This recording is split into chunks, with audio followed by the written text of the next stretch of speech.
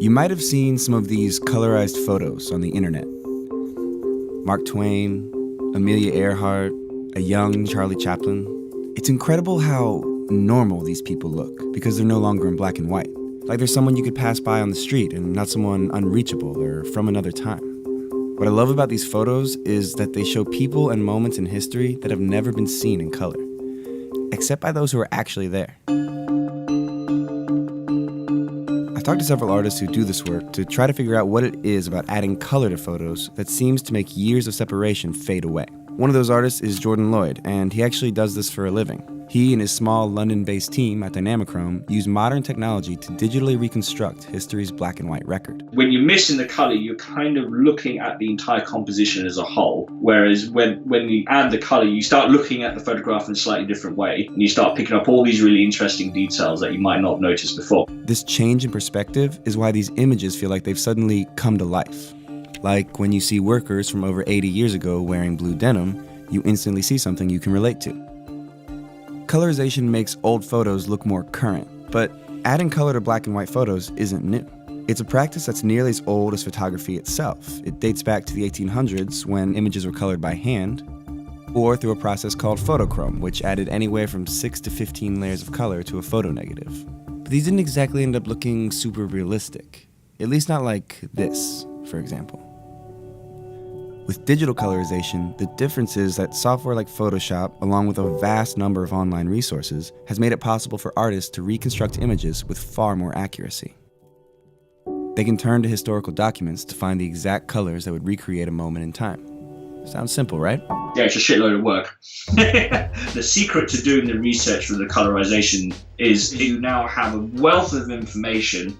It's just knowing where to look. It means digging through diaries and memoirs, government records, old advertisements, and even consulting historical experts to be sure that the colors and styles of the time are faithfully represented. A good colorizer has a good network of people to call on. We had one guy, he's like a specialist in ethnographic dress. He was showing me like museum grade samples, and he lives and breathes this stuff. So like every single little detail, like the color of beads on like a Laplander necklace or something, it's really, this has got to be the exact thing. Take this photo series of Tutankhamun's tomb, which was discovered by Howard Carter in 1922. Jordan colorized these images based on the archaeologist's detailed handwritten notes, and by cross-referencing his journals with restored artifacts on display at the Egyptian Museum in Cairo, he was able to recreate what that day looked like almost 100 years ago. Research like this allows colorizers to stay true to the historical moment, and sometimes a single photograph can reveal a thing or two about the past. Like, did you know that until the late 60s, 7-Up's logo was red on black, instead of the green we know today? That's really important to know if you want to colorize this photo from 1938.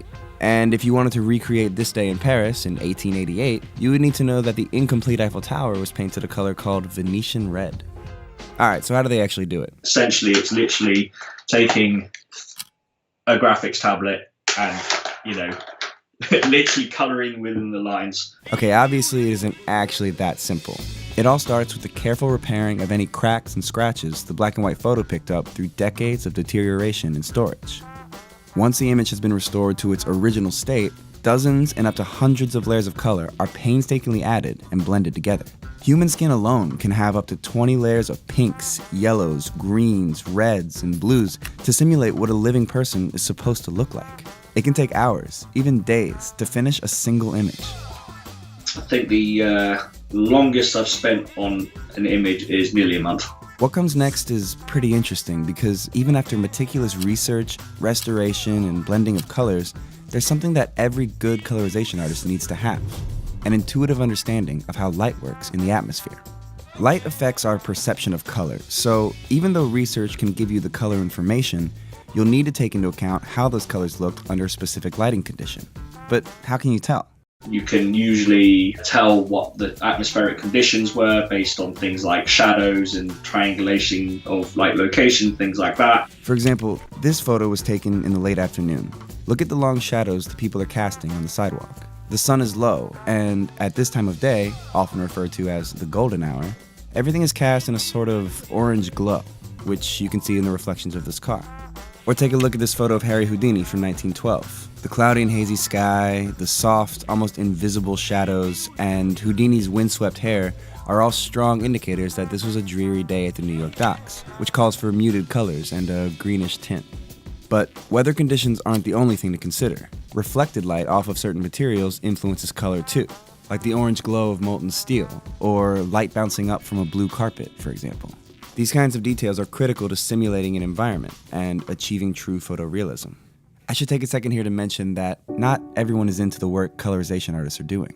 There's been some pushback, with critics arguing that these photos should be left untouched. There's a lot of accusations, not just to me, but to pretty much anyone who does it, which is that, we're vandalizing art or fucking up history. And the thing about that is that these things are not supposed to be substitutes for original documents. It sits alongside the original, but it's not a substitute, it's a supplement. Colorization artists are able to create such high-quality versions of old images because institutions like the Library of Congress and the U.S. National Archive have carefully digitized and cataloged thousands of original documents from over a century and a half of photographic history. And since these photos are in the public domain, they can be altered in any way, which means that we get to see a color photo of Abraham Lincoln, blue eyes and all. Beyond the fact that these are really fun to look at, colorization presents a new perspective on history. It offers a more relatable look at huge moments, like the construction of the Hoover Dam, and small ones too. You find out all these amazing stories when you start looking at all the individual things. What happened to all those companies? What happened to this person? What happened here? And all of a sudden, you no longer see history as a linear timeline. Rather, it's a tapestry of all these extremely rich moments. It's really mind-blowing, actually. Thanks to the artists that helped me with this piece, Mess, Dana, Patty, Marina. There's links to more of their amazing work in the description of this video. And keep an eye out for a book of colorized photos that Jordan's been working on called The Paper Time Machine. There's a link for that too.